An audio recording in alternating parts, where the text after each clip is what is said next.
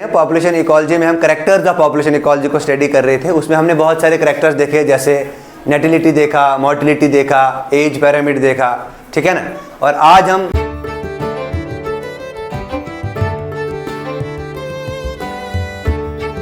पढ़ने जा रहे हैं सर्वाइवलशिप कर्व। सर्वाइवलशिप कर्व होता क्या है, आज हमने इसके बारे में डिस्कशन करना है।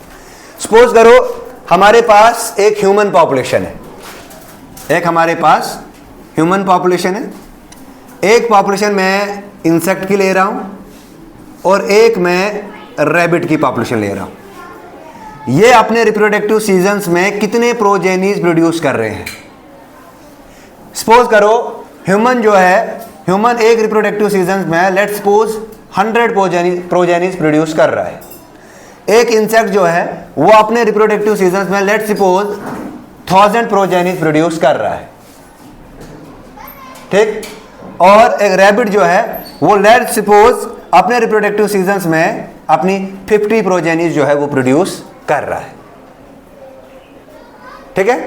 अब ये प्रोजेनीज जो है ये अपने लाइफ स्पैन में कब तक रहेंगे, ये अपने लाइफ स्पैन में कब तक रहेंगी, इस चीज को हम डिस्कस करते हैं सर्वाइवलशिप कर्व में। तो सर्वाइवलशिप कर्व क्या है, हम इसको लाइफ टेबल से बनाते हैं, लाइफ टेबल से हम इसको बनाते हैं। और ये सर्वाइवलशिप कर्व जो होता है ये एक ग्राफिकल रिप्रेजेंटेशन होता है कि कितने नंबर ऑफ इंडिविजुअल्स अलाइव हैं इन अ गिवन पॉपुलेशन। एक पॉपुलेशन में कितने नंबर ऑफ इंडिविजुअल्स जिंदा हैं, उसको अगर हम ग्राफिकल रिप्रेजेंटेशन में रिप्रेजेंट करेंगे तो ये निकल के आता हमारा सर्वाइवलशिप कर्व। क्लियर। तो डेफिनेशन पे आते हैं, क्या है सर्वाइवलशिप कर्व। ये एक ग्राफिकल रिप्रेजेंटेशन है जहां पे हम नंबर ऑफ इंडिविजुअल्स को देखते हैं कि कितने सर्वाइव कर रहे हैं in a population at a particular age. आप देखो ये गिवन कोहॉर्ट में हम इसको कंस्ट्रक्ट करते हैं, मतलब members, group of members belonging to same species, उसमें हम इसको रिप्रेजेंट कर सकते हैं। It is based on life tables. ये किस पे बेस होता है, लाइफ टेबल्स पे बेस होता है। अब ये जो सर्वाइवलशिप कर्व है ना, ये 3 टाइप्स का है। एक आ गया हाईली कन्वेक्स टाइप, दूसरा आता है हाईली कनकेव टाइप, और तीसरा जो है वो आता है हमारा स्ट्रेट डायगोनल टाइप। नेचर में ये 3 एग्जांपल्स देखने को मिलती है। तो सबसे पहले हम पढ़ेंगे जो हाईली कन्वेक्स टाइप है। इस हाईली कन्वेक्स टाइप को हम बोलते हैं टाइप 1 सर्वाइवलशिप कर्व। आप देखो ये मैंने आपके सामने एक सर्वाइवलशिप कर्व ड्रा किया है। ये हमारे पास एक ग्राफिकल रिप्रेजेंटेशन लिया है मैंने। ये मेरे पास एक्स एक्सिस है और ये वाई एक्सिस है। एक्स एक्सिस पे मैंने रिप्रोडक्टिव सीजन्स ले लिए, एज ले ली, जहां पे मैंने प्री रिप्रोडक्टिव एज और पोस्ट रिप्रोडक्टिव एज में डिवाइड किया। और वाई एक्सिस पे मैंने नंबर ऑफ प्रोजेनीज ली। Let's suppose in case of, अगर मैं ह्यूमन की बात कर रहा हूं, लेट्स सपोज यहां पे नंबर ऑफ इंडिविजुअल जो थे वो थे यहां पे 100। कितने थे, 100 थे। अब क्या हो गया, अब ये 100 इंडिविजुअल्स रिप्रोडक्टिव फेज पे भी गए और रिप्रोडक्टिव फेज से पोस्ट रिप्रोडक्टिव फेज पे भी आ गए, लेकिन इनका जो डिक्लाइन है वो आफ्टर रिप्रोडक्टिव फेज आया। इनका जो डिक्लाइन है वो आफ्टर रिप्रोडक्टिव फेज आया। अब ये डिक्लाइन किसकी वजह से आया, ये जो डिक्लाइन है ये एज की वजह से आया, ये किसी डिजीज की वजह से आया, या किसी प्रीडेटर की वजह से ये आया, ठीक है ना। अगर ह्यूमन पॉपुलेशन है तो यमराज की वजह से, ठीक है।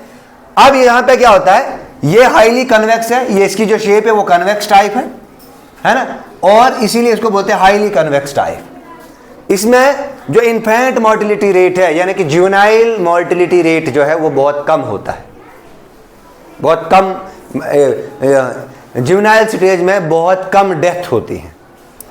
दूसरा, इसमें जो पेरेंटल केयर है, डिग्री ऑफ पेरेंटल केयर इसमें बहुत ज्यादा होती है।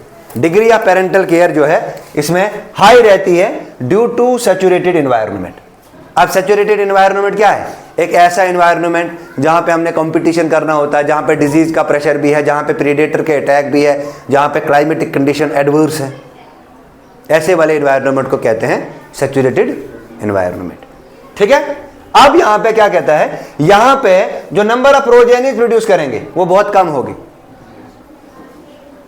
अब नंबर ऑफ प्रोजेनिस कम क्यों होंगी? क्योंकि ये they reproduce late in the ages, late ages की वजह से नंबर ऑफ प्रोजेनिस कम रहेंगे, लेकिन साइज ऑफ प्रोजेनिस इस केस में हाई रहेगा, या साइज ऑफ प्रोजेनिस जो है वो लार्ज रहेगा। आई बात समझ? और इसमें जो जनरेशन टाइम होता है, what is generation time? Generation time मतलब होता है कि एक इंडिविजुअल में एक इंडिविजुअल में रिप्रोडक्टिव आने की कैपेबिलिटी कब आती है, उसे हम कहते हैं जनरेशन टाइम। तो since they reproduce late in life, so the generation time is high. तो इसका जनरेशन टाइम जो है वो हाई है, कि मतलब एक ऑर्गेनिज्म अपने रिप्रोडक्टिव सीजन में फर्स्ट टाइम रिप्रोड्यूस कब करता है। क्लियर है ये चीज? नाउ यहां पे मोस्ट ऑफ द इंडिविजुअल जो है वो अपनी डेथ को इनकी डेथ काज होती है किसकी वजह से? Due to sickness, due to age, due to disease, या ड्यू टू प्रीडेटर प्रेशर की वजह से होती है। तो टाइप 1 सर्वाइवलशिप कर्व जो है ये हमें ह्यूमन पॉपुलेशन में देखने को मिलता है, साथ साथ में एलिफेंट्स है या मोस्ट ऑफ द मैमल्स में ये देखने को मिलता है। दूसरा आता है हमारा टाइप 3 सर्वाइवलशिप कर्व। आप देखो ये जो टाइप 3 सर्वाइवलशिप कर्व है, ये मैंने यहाँ पे कर्व ड्रा किया है। This is type 3 survivalship curve. यहाँ पे मैंने एक साइड एक्स एक्सिस लिया है, एक साइड वाई एक्सिस लिया है। एक्स एक्सिस में हमने एजेस को क्लासिफाई किया गया है on the basis of reproduction, जहां पे मैंने प्री रिप्रोडक्टिव एज और पोस्ट रिप्रोडक्टिव एज लिया है, और यहां पे नंबर ऑफ प्रोजेनिस लिया है। सपोज करो ये मेरे पास एक इंसेक्ट पॉपुलेशन है, ये मेरे पास एक इंसेक्ट पॉपुलेशन है। अब इस इंसेक्ट पॉपुलेशन में टोटल नंबर ऑफ इंडिविजुअल्स जो हैं वो 100 है, ठीक है। अब ये जो 100 इंडिविजुअल्स हैं, ये अपने प्री रिप्रोडक्टिव सीजन में ही large mass number of deaths हो जाती है, लार्ज नंबर में इनकी डेथ हो जाती है, और जो है कुछ ही मेंबर जो हैं वो अपने पोस्ट रिप्रोडक्टिव सीजन तक जाते हैं, ठीक है ना। ऐसा क्यों, ऐसा क्यों, ऐसा क्यों होता है? देखते हैं क्यों होता है। देखिए यहां पे इन्फेंट मोर्टेलिटी रेट जो है वो बहुत हाई रहता है। नंबर ऑफ जो डेथ्स हैं वो इन्फेंट स्टेज में ही आती है, जुवेनाइल स्टेज में आती है, इनिशियल स्टेज में आती हैं। प्री रिप्रोडक्टिव सीजन में ही नंबर ऑफ डेथ्स जो है वो एक पॉपुलेशन की जब होंगी तो वहां पे इन्फेंट मोर्टेलिटी रेट बहुत कम रहेगा। उसके बाद यहां पे डिग्री ऑफ पेरेंटल केयर बहुत लेस है due to living in unsaturated environment. ये किस में रहते हैं? अनसैचुरेटेड एनवायरनमेंट में। तो यहाँ पे डिग्री ऑफ पेरेंटल केयर जो है वो बहुत कम रहता है। अब 1 या 2 ऑफस्प्रिंग होगी तो उनकी पेरेंटल केयर रहती है, जैसे मैमल्स बहुत ज़्यादा पेरेंटल केयर करते हैं, बर्ड्स पेरेंटल केयर करते हैं, लेकिन इंसेक्ट्स में पेरेंटल केयर नहीं देखने को मिलती है। क्यों? क्योंकि वो इतनी ज़्यादा तादाद में प्रोजेनिस बनाते हैं तो कितनों की पेरेंटल केयर की जाएगी, इसलिए इनमें पेरेंटल केयर जो है वो बहुत कम रहती है। क्यों रहती है कम? क्योंकि ये अनसैचुरेटेड एनवायरनमेंट में ग्रो करते हैं। यहाँ पे नंबर ऑफ प्रोजेनिस जो है वो हाई रहता है, और यहाँ पे साइज ऑफ प्रोजेनिस जो है वो समाल रहेगा, ठीक है। और इनका जो एज पैरामिड है वो ब्रॉड बेस रहता है। ब्रॉड बेस जो मतलब प्री रिप्रोडक्टिव सीजन में maximum number of offspring present let's suppose 1000 थे, रिप्रोडक्टिव सीजन में 500 ही पहुंचे, सॉरी 100 पहुंचे, और पोस्ट रिप्रोडक्टिव सीजन में लेट्स सपोज 50 पहुंच गए। आई बात समझ? तो ऐसा जो टाइप ऑफ पिरामिड है that is known as highly concave type, और पिरामिड को ब्रॉड बेस कहेंगे, टाइप को हाईली कनकेव टाइप कहेंगे, या टाइप 3 सर्वाइवलशिप कर्व कहेंगे। और ये जो टाइप 3 सर्वाइवलशिप कर्व है ये है हाईली कनकेव। ये क्या है? ये हाईली कनकेव है। टाइप 1 जो है हाईली कन्वेक्स है।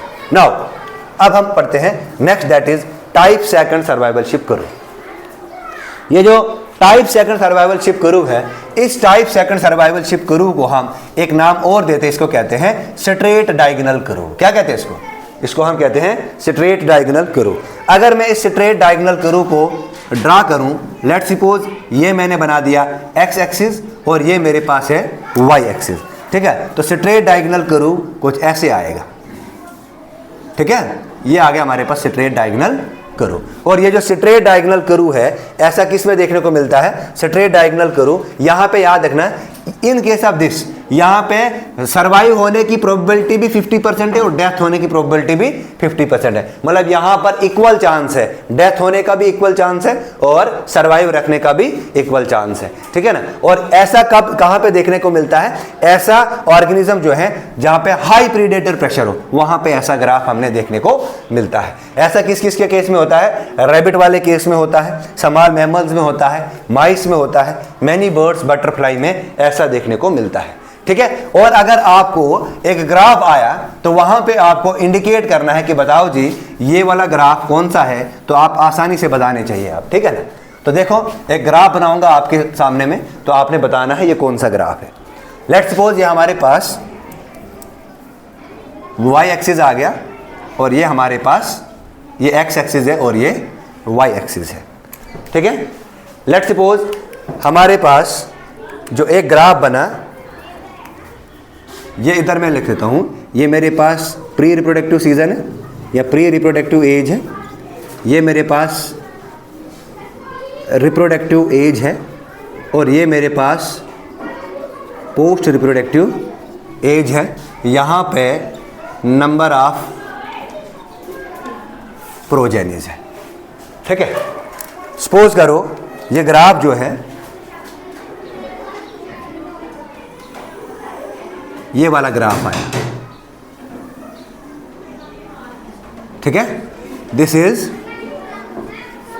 टाइप सेकंड, ठीक है ना, ये टाइप सेकंड है, ठीक है ना। लेट्स सपोज एक ग्राफ ये वाला आया, दिस इज हाईली कॉनकेव, ये कौन सा है, ये हाईली कॉनकेव है, तो दिस इज टाइप थर्ड, ठीक है।